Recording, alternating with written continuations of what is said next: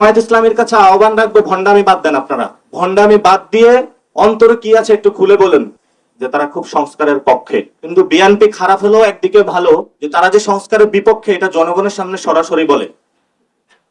আর জামায়াত হলো এমন যে মনে ওরা সংস্কারের বিপক্ষে, মুখে তারা বলে সংস্কারের পক্ষে।